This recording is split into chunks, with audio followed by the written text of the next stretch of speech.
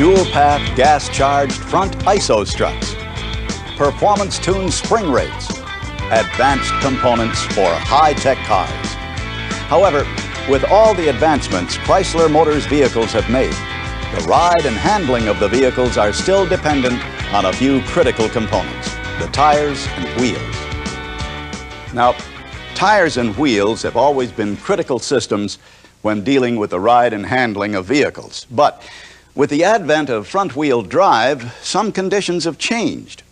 On the same note, many things have remained the same. Proper tire rotation, for example, is still needed to assure proper tire wear. Many wear problems occur because of improper rotation intervals. The things that have changed are the types of tread wear we're confronted with because of front-wheel drive. When diagnosing tire noise and vibration problems, there are 4 basic steps you should follow. First, talk to the customer and inspect and road test the vehicle. This road test will rule out flat spot complaints. Second, check the on-car runouts. Third, check the dynamic balance of the tire and wheel assembly off the car.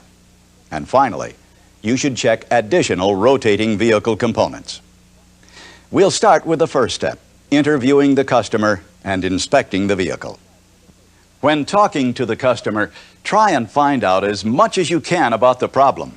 Did it occur shortly after service work was done to the vehicle? Did it just start occurring? At what speed does the problem start? Questions like these will help better identify the complaint and, therefore, make the condition easier to repair. After the road test is completed, make a visual inspection of the tire and wheel assembly. Check the tire pressure, as well as the wear and condition of the tread. Also, check for damaged wheels and loose wheel nuts, and check for proper tire bead seating. On a properly seated tire, the rim locating ring should be the same distance away from the edge of the rim all the way around the tire. If the distance is not equal around the tire, a vibration may occur. If this is the case, mark and remove the tire and wheel assembly from the vehicle. Deflate it and break down the tire. Use a tire lubricant to lubricate the tire bead, and then inflate the tire. If the tire bead is now properly seated, check the assembly balance. Also, make sure the proper tire pressure is being used on a vehicle. This information can be found on the driver's door placard for passenger cars and the inflation pressure brochure in the owner's manual package for trucks and minivans.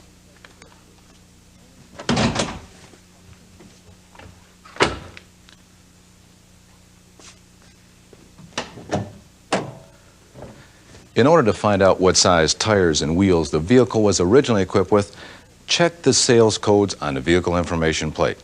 Replacement tires and wheels must be the same size and kind as those that originally came on the vehicle. When dealing with a tread wear problem, define the type of tread wear you're confronted with and the conditions found in your service manual. The service manual will give you a probable cause of the conditions and the repair procedure. An example of this is improper inflation. Improper inflation will lead to this type of condition. If irregular tread wear is caused by the absence of proper rotation procedures, refer to Technical Service Bulletin 220186. An example of irregular tread wear caused by improper rotation is this type of checkerboard wear pattern. Severe irregular tread wear can also be the source of a customer's noise complaint. The Technical Service Bulletin details the revised procedures for rotating radial tires. This includes both front and rear-wheel drive vehicles. With front-wheel drive vehicles using non-unidirectional tires, follow this preferred rotation pattern. Move the left rear to right front to the right rear, the right rear to left front, and the left front to left rear. When including the spare tire, move the spare to right rear and the right front to the spare position. With front-wheel drive vehicles using the high-performance unidirectional tires, only rotate these tires from front to rear and rear to front. Unidirectional means they are designed to rotate in one direction only, as indicated by the arrow on the tire sidewall. For proper tread wear characteristics with these tires, use this rotation pattern only. When rotating the tires on a rear-wheel drive vehicle, move the right rear to right front to left rear to left front, and the left front to right rear. When including the spare tire in the rotation, move the left front to the spare position, while moving the spare to the right rear position. With four-wheel drive vehicles, use the X tire rotation pattern if the tires are not unidirectional.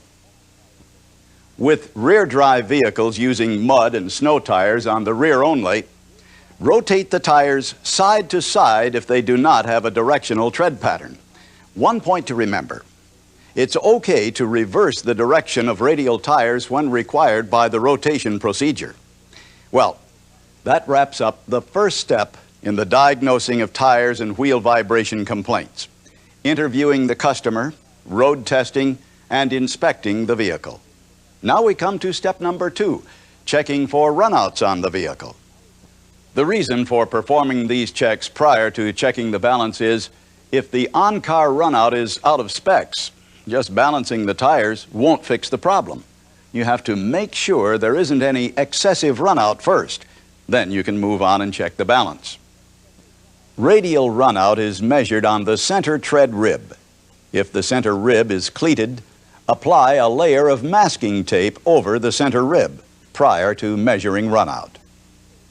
An egg-shaped tire is an example for excessive radial tire runout. Lateral runout is measured on the white wall side as close to the edge of the tread pattern as possible. This is an example of excessive lateral runout. To measure the lateral runout, locate the low spot of runout on the dial. Then set the dial indicator to 0. Once this is done, rotate the tire slowly and consistently at about 5 seconds per revolution. The highest dial reading is the maximum runout. Mark the spot on the tire where the highest reading occurs. Read only the large variations in the dial readings, not the slight differences or localized low spots. If the radial runout exceeds 50 thousandths or the lateral runout exceeds 60 thousandths on the car, you have located a contributor to the vibration problem. At this point, the problem can either be the tire wheel assembly or the wheel mounting surface. To pinpoint the problem, remove the tire wheel assembly from the vehicle. First, mark and index the position of each tire, left front, and so on, and mark the wheel stud closest to the valve stem. Once this is done, mount it on the wheel balance machine and measure the runout again. If the runout has changed by 1/32nd or 30 thousandths, or the high spot has moved 10 inches or more, there is a problem with the wheel mounting surface. To help minimize vibration from excessive runout, the match mounting technique can be used. Match mounting repositions the tire on the wheel to reduce assembly runout. If the runout is 3/64ths or more, as measured on the balance machine, mark a 1 on the tire at the high spot location. Deflate the tire and move the tire 180 degrees on the wheel. Inflate the tire and measure the runout on the balance machine. If the runout is now less than 3/64ths, balance the assembly, install it on the vehicle, and continue to the next assembly.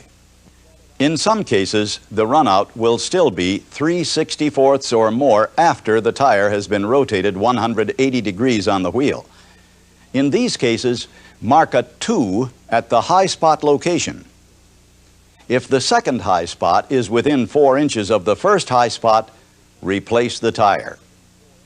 If the second high spot mark is within 4 inches of being opposite the first high spot mark, the tire must be demounted and the wheel checked for runout. Wheel radial and lateral runout must be checked on each bead seat area. Runouts above 3/64 or 45 thousandths require wheel replacement. If the first and second high spot marks are more than 4 inches apart, or more than 4 inches from being opposite, the tire can be matched to the wheel. Matching is performed by using the 2-to-1 rule. Draw an arrow from the 2 to the 1 and turn the tire 90 degrees on the wheel in that direction. After inflating the tire, check the runout on the balance machine to be certain that it's less than 3/64 or 45 thousandths. This procedure works either for radial or lateral runout matching of the tire and wheel. If the runout on a vehicle is unacceptable after correcting the assembly runout off the vehicle, as we mentioned earlier, the wheel mounting surface, bolt hole pattern, or pilot is the problem. Runout can sometimes be minimized by rotating the assembly 2 stud bolts.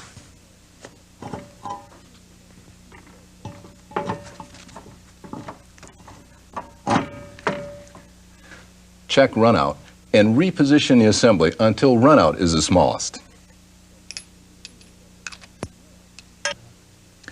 If excessive runout still exists, check rotating components for runout and replace as necessary. Once you're sure that the on-car runouts are acceptable, you can move on to step 3, dynamic off-car balancing. This third step, balancing, is all important. A majority of all vibration complaints are resolved by off-the-car dynamic balancing. Static or bubble balancing is not recommended because it can correct only the up and down imbalance, not the side-to-side imbalance. First, as we mentioned earlier, raise the vehicle and mark the position of each tire, left front, left rear, and so on, and also mark the wheel stud closest to the valve stem. So after the assembly is removed, you can put it back on the vehicle the same way it came off. There are a number of precautions and techniques that should be paid attention to when balancing tire and wheel assemblies. First, check the balance machine daily if possible for calibration and wear. Many problems are overlooked because of the balance machine being out of calibration.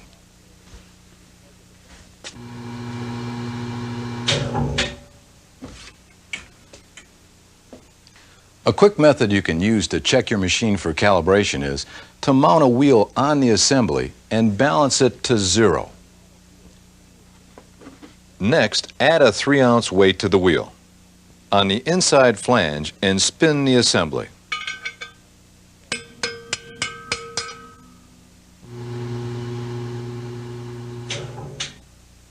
The reading on that flange should be 2.7 to 3.3 at a location opposite the added weight. Next, move the weight to the outside flange and spin the wheel again.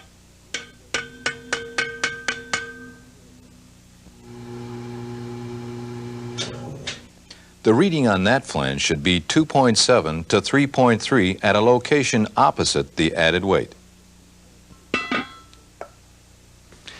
If your machine is operating correctly, proceed with the balancing procedures. If it isn't, the balance machine may need service.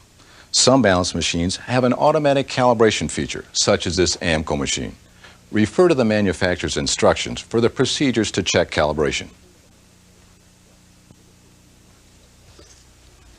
When balancing, mount the spring and cone from the back of the wheel, as this provides the most accurate cone mounting surface.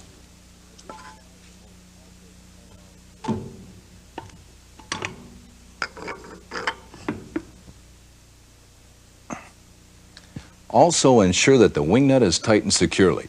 If the wheel slips on the shaft during balancing, you'll obtain a false reading for the weight location.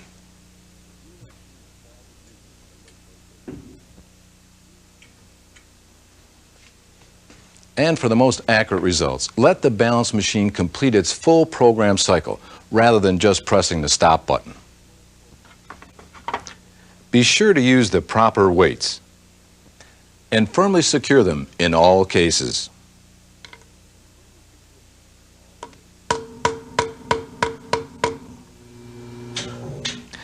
If you find that you have to add more than 3 ounces of weight to any one wheel flange, you may have to rotate the tire 180 degrees on the wheel to reduce the amount of weight needed.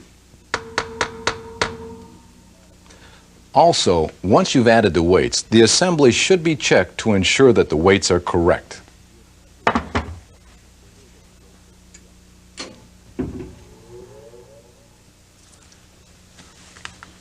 Once you've balanced the tire and wheel assembly, road test the vehicle.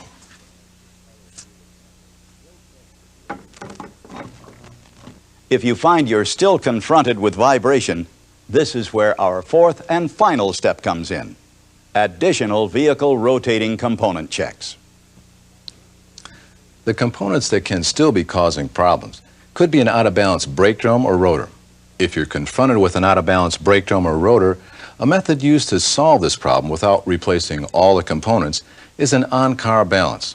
If you perform an on-car balance, be sure the service manager informs the customer, because once the tires are rotated again, rebalancing may be necessary. And as a general tip when servicing wheels, never use an impact wrench to tighten wheel nuts. Use the torque pattern and specifications outlined in the service manual. Well, there you have it. A surefire way to systematically track down and eliminate many tire and wheel vibration complaints. And to help you, we're including our 4-step flowchart in this month's MasterTech reference book. So remember, it is possible to fix just about every tire and wheel problem. And by using this MasterTech release, those repairs just might be easier than ever before.